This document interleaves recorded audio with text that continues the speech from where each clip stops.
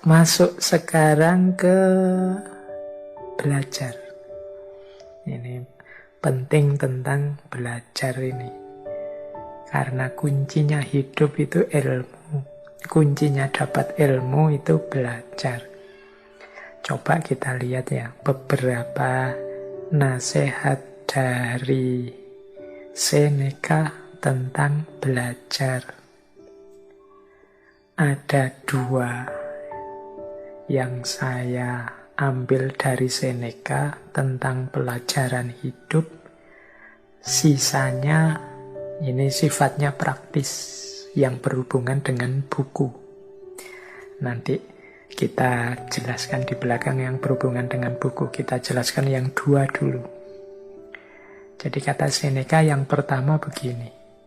Kita tidak belajar di sekolah, tetapi yang utama adalah belajar dalam kehidupan nyata. Jadi yang pertama ini Seneca mengajarkan pada kita bahwa pelajaran yang penting dan paling banyak kita dapatkan, yang hari ini banyak menghuni pikiran kita, itu sebenarnya yang terbesar berasal dari pengalaman kita hidup nyata. Jadi justru banyak sekali pelajaran-pelajaran yang kita ambil dalam kehidupan nyata.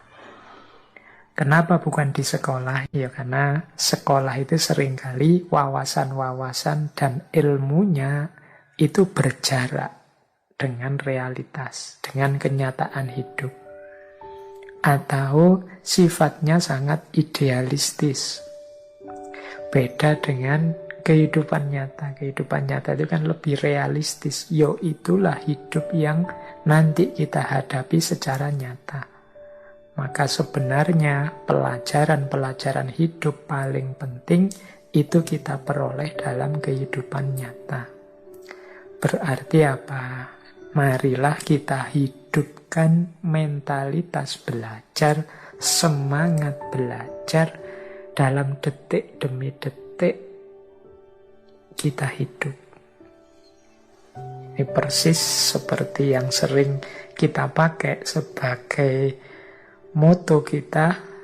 Jadi siapapun orangnya adalah guru, tempat apapun adalah sekolah, peristiwa apapun hakikatnya adalah pelajaran-pelajaran.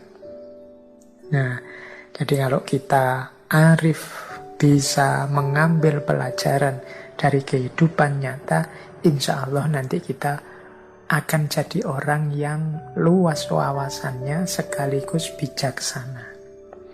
Karena banyak juga orang-orang pinter itu yang ternyata ilmunya dengan kenyataan hidup tidak nyambung.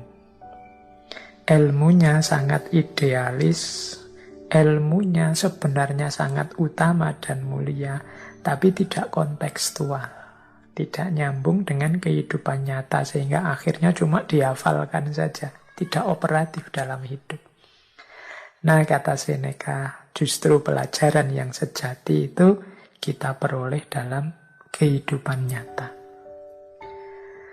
Yang kedua, kata Seneca, tidak mudah mengajak orang kepada kebaikan dengan pelajaran. Lebih mudah melakukannya dengan teladan. Ini juga teman-teman pastinya sudah paham ya. Ngajar itu yang paling mudah ditangkap itu dengan contoh, dengan memberikan teladan-teladan. Daripada menghafalkan teori sholat, kan lebih baik langsung mencontohkan inilah sholat yang benar.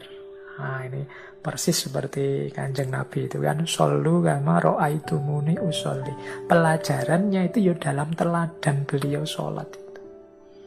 Itu akan lebih mudah dipahami, lebih masuk. Ada contoh-contoh konkretnya.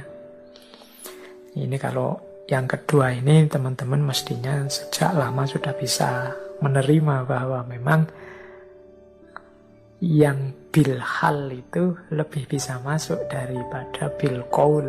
Yang ada contoh nyatanya itu lebih bisa diterima daripada yang kata-kata dan ceramah saja. Mengajak pada kebaikan itu cara paling mudah, tunjukkanlah inilah kebaikan itu. Apalagi kalau dan inilah manfaat yang saya dapat dengan melakukan kebaikan itu. Oh, itu orang akan lebih tertarik untuk meneladaninya. Jadi dalam hal belajar ada dua hal penting ini yang saya ambil dari Seneca. Ada tiga hal yang lain. Yang ini mungkin penting untuk teman-teman apalagi yang mahasiswa. Ini hubungannya dengan buku dan tulisan. Ini kan banyak yang jadi aktivis-aktivis perbukuan ini teman-teman yang mendengarkan ngaji filsafat. Ada beberapa quotes dari Seneca yang mungkin menarik untuk teman-teman yang cinta buku. Kata Seneca begini, "Leisure without books is death, and burial of a man alive." Jadi, kesenangan tanpa buku adalah kematian. Dan kuburan bagi seseorang yang hidup. Jadi, kesenangan-kesenangan kita itu kalau tidak diwarnai buku-buku, itu seperti kematian dan kuburan. Ini sebenarnya menarik kalimat ini berarti apa? Ayo kita gembira, ayo kita senang dalam hidup ini, tapi jangan lupa buku-buku, jangan lupa belajar, jangan lupa meningkatkan wawasan keilmuan. Leisure itu kan artinya senang-senang. Yuk ngopi-ngopi, nongkrong-nongkrong, guyon-guyon, tapi tetap ada bukunya, tetap ada ilmu dan wawasan yang berputar di situ. Jadi leisure without book is death, and burial of a man alive. Jadi kegembiraan tanpa buku itu seperti kematian dan kuburan bagi orang yang hidup. Kalau hanya ketawa-ketawa saja, kalau hanya seneng-seneng saja, ngopi-ngopi, ngerokok saja, ndak ada wawasan yang tambah, ndak ada pengetahuan yang bertambah, itu kayak kuburan, kayak kematian. Maka harus ada buku di situ. Ini sebenarnya dorongan untuk kita belajar kapanpun dan dimanapun. Nah, masih tentang buku, yang kedua, Seneca bilang begini, "It does not matter how many books you have, but how good the books are which you have." Tidak masalah berapa banyak buku yang kau miliki, namun seberapa bagus buku yang kamu miliki. Nah, ini bagi kolektor-kolektor buku, teman-teman yang suka membaca. Ternyata kata Seneca, yang penting itu bukan kuantitasnya, tapi kualitasnya buku. Punya banyak buku, kok isinya buku begitu-begitu semua. Apalagi buku bacaan lagi, wah, itu berarti masalah. Jadi yang tidak masalah itu bukunya harus berkualitas. Jadi seberapa bagus buku yang engkau miliki, disitulah pengetahuan dan pikiranmu terbentuk. Karena bacaanmu kan menentukan pikiranmu, gagasanmu, caramu berpikir. Kalau buku-buku ndak penting, buku-buku apalagi yang merusak yang engkau baca, ya seperti itulah nanti isi pikiranmu. Maka bacaan itu penting. It does not matter how many book you have. Jadi bukan masalah berapa banyak buku, tapi berapa berkualitas buku yang kamu miliki. Ini kalau saya ketemu Seneca, mau saya bilang, quotes ini kurang satu kalimat. Dan sejauh mana engkau membaca buku-buku itu. Karena banyak kan hari ini teman-teman itu yang statusnya hanya kolektor buku. Mungkin buku-buku berkualitas yang dimiliki, tapi ya jarang dibaca, atau jangan-jangan tidak pernah dibaca, hanya jadi koleksi saja. Apalagi kalau buku-buku itu hasilin download. Wah, kita berlomba-lomba download. Kalau ada teman punya PDF-nya buku apa, kita minta-minta ngantri. Kita koleksi di laptop kita sebanyak mungkin, ning ya ora ono sing diwaca. Hanya jadi koleksi saja. Itu kan status kita akhirnya bukan jadi pembaca buku, tapi kolektor buku. Jadi ini bagi teman-teman yang suka dengan buku ya. Jadi semoga buku itu statusnya bukan barang koleksi. Cirinya buku bukan barang koleksi itu ya berarti dibaca beneran, bila perlu dicoret-coret, ditanda-tandai mana yang penting, mana yang bisa aku ambil, dan lain sebagainya. Jadi bagi Seneca tidak penting berapa banyak buku, yang penting buku-buku yang berkualitas. Saya tambah, yang penting lagi buku-buku berkualitas itu dibaca atau tidak. Kalau hanya dikoleksi ya tidak ada gunanya. Nah, masih saya bawa lagi quotes tentang buku dan belajar ini dari Seneca. Beliau punya kalimat juga begini. Saya tidak akan pernah malu mengutip penulis yang buruk jika kalimatnya bagus. Nah ini kalau dalam dunia akademik namanya objektif. Jadi membaca buku, membeli buku, mengutip isi buku itu tidak pertama-tama melihat siapa yang nulis, tapi melihat memang isinya bagus. Kalimat-kalimatnya mungkin isinya kebaikan, kebenaran yang perlu diikuti. Jadi kata Seneca, aku ndak malu ngutip penulis-penulis. Mungkin penulis ini dianggap orang buruk, tapi kalau ada bagian dari buku atau tulisannya itu yang menurutku baik dan bagus, yuk aku ambil. Jadi ini bahasa kita hari ini objektif. Ini mungkin pelajaran loh bagi kita. Hari ini kan kadang-kadang kita itu mau setuju atau tidak pendapat seseorang, ikut atau tidak pernyataan seseorang, kita lihat orangnya dulu, kita lihat afiliasi organisasinya dulu, kita lihat kemarin-kemarin dia jelek apa bagus. Kalau Seneca enggak. Dia objektif saja. Orang ini mungkin bagi banyak orang dianggap penulis yang buruk atau orangnya memang buruk. Tapi di buku yang dianggap buruk ini ada bagian yang menurutku bagus. Ya aku kutip bagian yang bagus itu. Jadi yang bagus disebut bagus, yang tidak bagus ya disebut tidak bagus. Saya tidak malu meskipun ngutip tokoh yang mungkin bagi orang tertentu dianggap jelek. Karena seperti saya bilang tadi di depan, kadang-kadang dalam hal-hal yang buruk ada kebaikan yang bisa kita ambil, dan dalam hal-hal yang baik ada keburukannya, sehingga kita tetap harus kritis. Jadi ini salah satu tuntunan dari Seneca.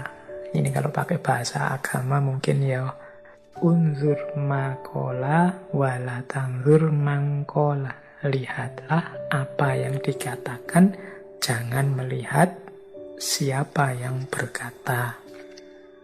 Baik, wah waktunya tinggal sedikit. Sebenarnya masih sangat banyak petuah-petuah, nasihat-nasihat dari Seneca ini. Cuma ya karena keterbatasan waktu kita tidak bisa mengulas semuanya, masih banyak tema-tema yang lain. Kita malam hari ini hanya membahas beberapa tema. Ini waktunya sudah mepet. Yang terakhir, baiklah kita tutup saja dengan satu quotes kebijaksanaan dari Seneca. Sebenarnya tentang kebijaksanaan ini banyak, panjang. Saya ambil satu ya. Beliau menyatakan begini antara lain. Setiap malam sebelum tidur, kita harus bertanya kepada diri kita. Yang pertama, apa kelemahan yang aku taklukkan hari ini? Yang kedua, kebajikan apa yang aku capai? Nah, ini penting bagi kita ya, biar hari-hari kita itu senantiasa dari kebaikan menuju lebih baik. Dari kebenaran menuju lebih benar. Dari kekurang sempurnaan menuju lebih sempurna. Jadi ini Seneca nuntun kita, ayo sebelum kita tidur, mari kita introspeksi diri. Kalau bahasa agamanya muhasabah. Mudahnya begini. Yang pertama, mari kita bertanya, apa sih kelemahan-kelemahanku yang berhasil aku taklukkan hari ini? Misalnya, saya itu Pak, males ngaji. Alhamdulillah, hari ini aku bisa agak memaksa diri untuk ngaji. Ngaji itu baik. Saya tahu sejak lama ngaji itu baik, hanya saja akhir-akhir ini aku males ngaji. Nah, sekarang aku sukses menaklukkan diriku. Aku sudah mulai ngaji sekarang. Nah, itu jawaban dari pertanyaan tadi. Apa kelemahan hari ini yang aku taklukkan? Aku mulai ngaji. Contohnya begitu. Ya banyak kan kelemahan-kelemahan dalam hidup kita. Sudahkah kita berusaha menaklukkannya? Ya paling tidak kan sudah berusaha menaklukkan. Saya sudah berusaha tidak males lagi Pak. Saya sudah berusaha tidak mudah marah Pak. Saya sudah berusaha untuk sabar Pak. Saya sudah. Itu berarti perjuangan menaklukkan diri. Sebaliknya yang kedua, kebajikan apa yang aku capai. Kita kan oleh Allah juga selain kekurangan-kekurangan dianugerahi banyak kelebihan. Saya itu punya kelebihan kalau ngomong menyenangkan, Pak. Nah, ini tadi saya pakai untuk menggembirakan teman yang sedang kesusahan. Itu kebaikan yang hari ini aku capai. Saya itu, di antara kelebihan saya adalah kepedulian pada sesama, pada teman. Hari ini saya banyak mengekspresikan kepedulian itu mungkin lewat WA atau lewat medsos yang lain. Itu namanya kebajikan. Saya itu sedikit-sedikit punya ilmu, punya wawasan tentang agama, Pak. Nah, hari ini saya menularkan sedikit wawasan itu karena di rumah untuk adik saya, untuk keponakan saya, untuk saudara saya. Inilah kebajikan yang saya lakukan hari ini. Jadi ini teman-teman, salah satu tips dari Seneca. Yuk, setiap harinya sebelum tidur itu kita tanya kepada diri kita dua hal ini. Apa perjuanganku mengatasi kekurangan kelemahanku hari ini? Yang kedua, apa tindakanku, apa perlakuanku yang menunjukkan kebajikan sesuai yang aku mampu hari ini. Jadi ini dua pertanyaan menjelang tidur. Ini mungkin nanti jadi kunci dari kebijaksanaan-kebijaksanaan hidup yang lain.